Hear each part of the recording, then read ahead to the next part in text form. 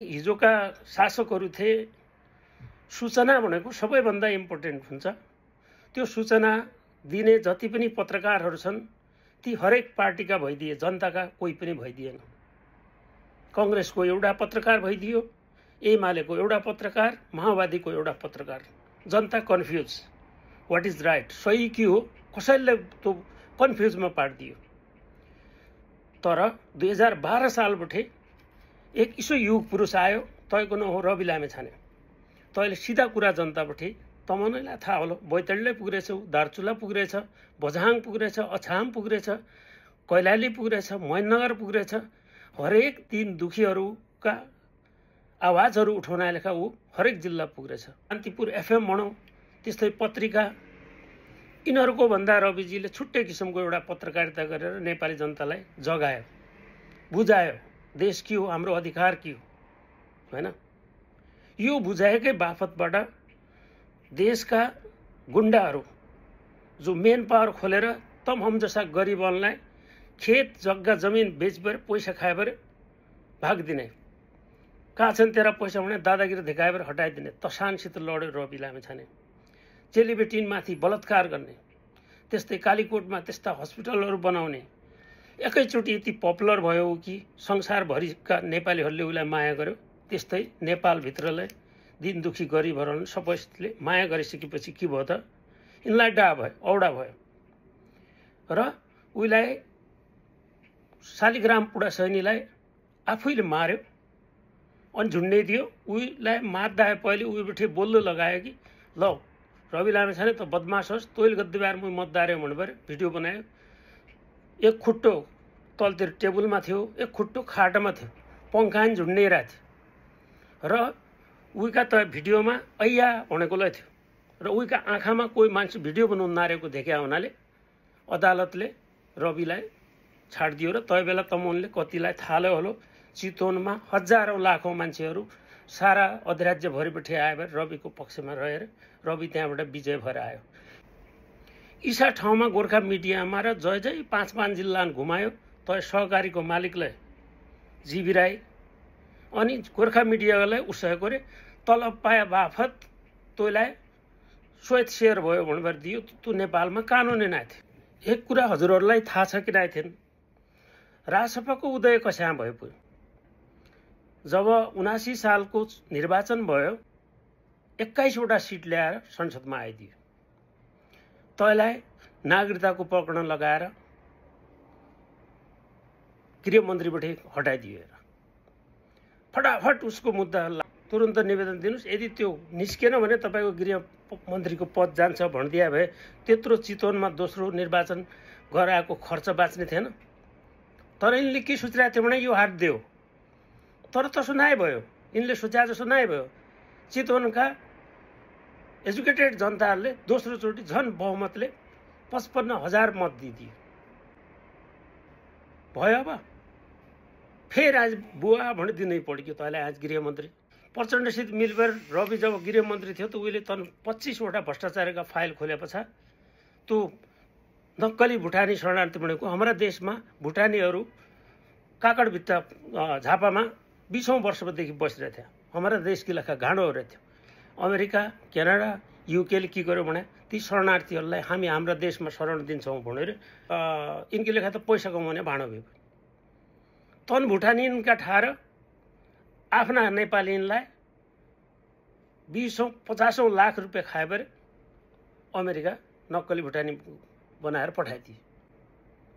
यो मुद्दा अदालतमा चलिरहेको थियो। रविजीले तय मुद्दालाई पनि अगाडि ल्याइरहेको। दोस्रो कुरा, हाम्रो देशको पत्रकारको व्यापारी हो कैलाश सिरोहिया, कान्तिपुरको मालिक। तयको नक्कली 3 वटा नागरिकताको प्रकरणमा तैलाई जेल हालिदियो। तैलाई छुन सक्दो भनेको नेपालका कोही नेता नै सकिन्थे। दोस्रो, हाम्रो देशको विनोद चौधरी भनेको 1 नम्बरको व्यापारी र एसियाकै धनी मान्छे हो। तैले अरू त के नै, ठिक छ व्यापार खोलिरहेछ, रोजगार दिइरहेछ, इत्यादि गरिरहेछ, तर तैले तिद्दुपट्टि ट्याक्स नै तिद्दै भयो नि त। अझ हाम्रा सार्वजनिक जग्गामा नानो टहर बनाउनु भयो, तयका वरिपरिका जमिन सबै खाइदिनु भयो। त्यो बाँसबारीको जग्गाको प्रकरणमा विनोद चौधरीका दाइलाई पनि पक्रिदियो। कसैका बुवा कि दम थिए आजसम्म नेपाली काङ्ग्रेस, नेकपा एमाले, माओवादी कसैको दम भएसम्म हो। त्यही कारणले गर्दा रातारात काङ्ग्रेस र एमाले मिलेर सरकार बनाएर यही 14 महिनामा गद्दसम्म गरे तिनले।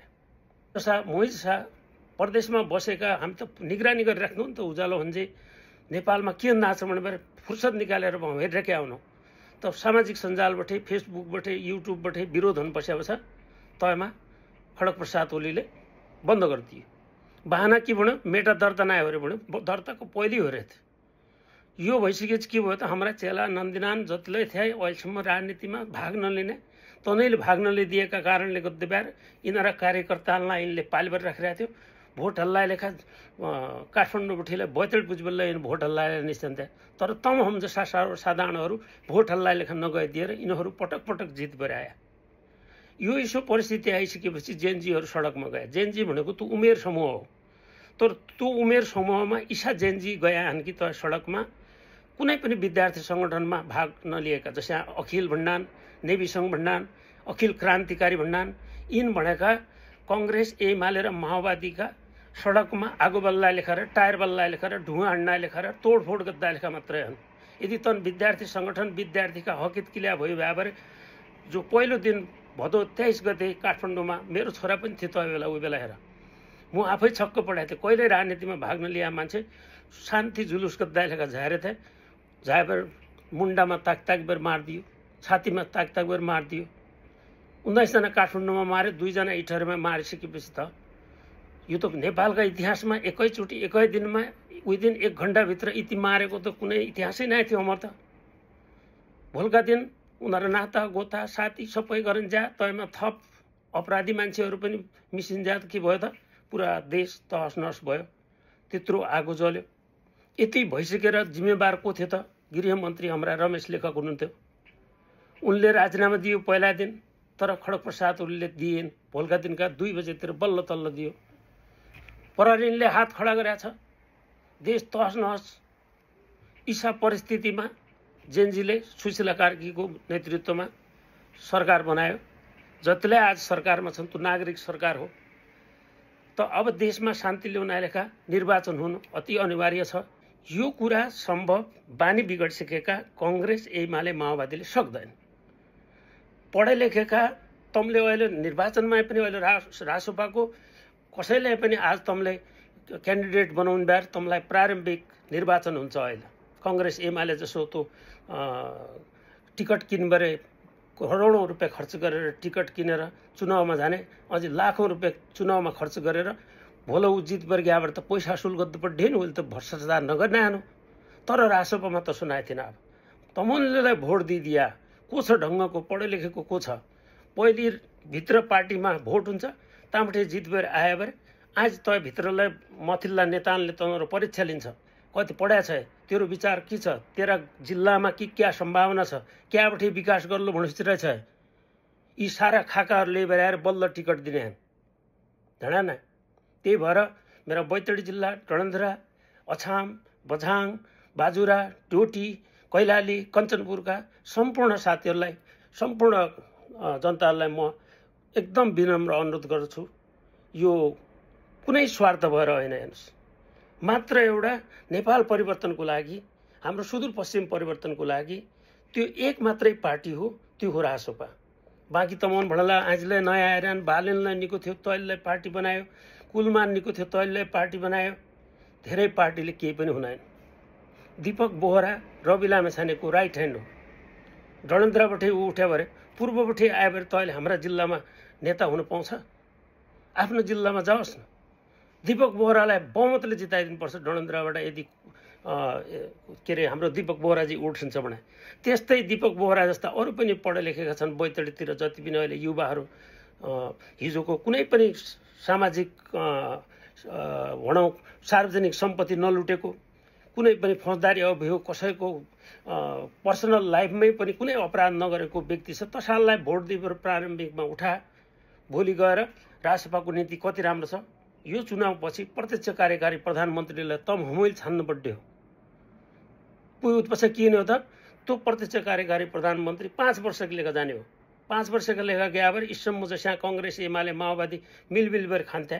एको खुट्टो अर्कोले तान्ने, अनि त्यही भएर हाम्रो देश आज ग्रे लिस्टमा छ, गरिबीको रेखामुनि छ। काठमाडौँ क्याप्चर गर भन्यो, यसो पनि हुन्छ? पार्टीका कार्यकर्ताहरूलाई गुन्डागर्दी गराएर देशको शासन चलाउन खोजे को हो त्यो खड्ग प्रसाद ओली? अनि त्यसैलाई भोट दिने तमले? ठिक छ, तपाईँका वरिपरिका जतिलाई ती गुन्डाहरू छन्, जतिलाई तपाईँका अहिले नेकपा एमाले जिन्दाबाद भन्दै लागिरहन्, उनले त खाए पाए आएर आनन्द, उनलाई कहिल्यै कमी नै थिएन। तलब दिएर अहिले नादेखि पार भक्तपुरमा सुरक्षा राखिराख्यान्। तसा पार्टीलाई जिताउने हामीले त्यो हो प्रजातन्त्र? प्रजातन्त्र भनेको त जनताको शासन हो।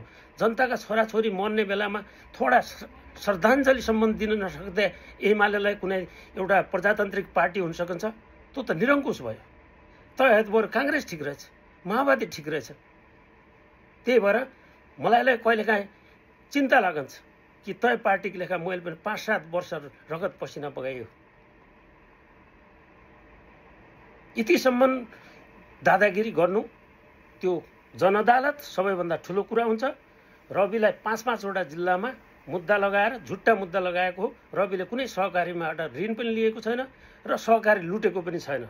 सहकारी लुट्ने जीवी राई हो। जीवी राईलाई यिनीहरूले भगाएको हो र आज उसको मुद्दालाई कानुनका छिद्र प्रयोग गरेर जेलमा सडाइरहेको छ।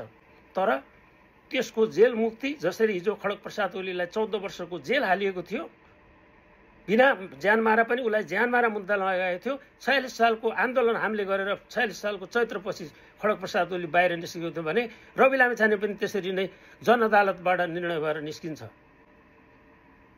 म फेरि आग्रह गर्छु सम्पूर्ण सुदूरपश्चिमका तमुन सबैलाई, अब हामी वंशाणुगत हिसाबले बजे काङ्ग्रेसै थिए, बुवा काङ्ग्रेसै थिए, म पनि काङ्ग्रेसै हुनुपर्छ, बुवा एमाले थिए अथवा माओवादी थिए, मैले माओवादी नै हुनुपर्छ भन्ने होइन।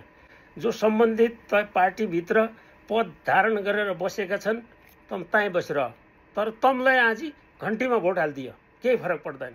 हेरौँ न, लामो समयसम्म राजनीति गरेर देश क्याप्चर गरौँ भनेर आया नयाँ युवा साथीहरू अहिले रासोपाका, यिनीहरू त 5 देखि 10 वर्षसम्म राजनीतिलाई ट्र्याकमा ल्याएर प्रजातन्त्रलाई सुदृढीकरण गरेर त्यो जो कानुनहरू बनाइएका छन्, जो कानुनी नियुक्ति हुन्छन्, संवैधानिक अङ्गमा जो नियुक्ति गरिएका हुन्छन्, तिनीहरूलाई अब कम्पिटिसनको आधारमा हुनुपर्छ भनेको छ। त्यसरी के हुन्छ त? जनतासँग डराउँछ नेता र गल्ती गर्नबाट जोगिन्छ। त्यही भएर मासु भात खाने दिने काम गर्नुस्, तर कमसेकम एजुकेटेड मान्छे, रासोपाले यदि एजुकेटेड ब्याचलर पास भइसकेको मान्छे कसैलाई पनि उठाएको छ, त्यसले सामाजिक कुनै पनि अपराध गरेको छैन भने त्यसलाई कङ्ग्रेसकै कार्यकर्ताहरूले भोट दिइदिनुहोस्, एमालेकाले भोट दिइदिनुहोस्, माओवादीकाले भोट दिइदिनुहोस्। बस यति भने, धन्यवाद।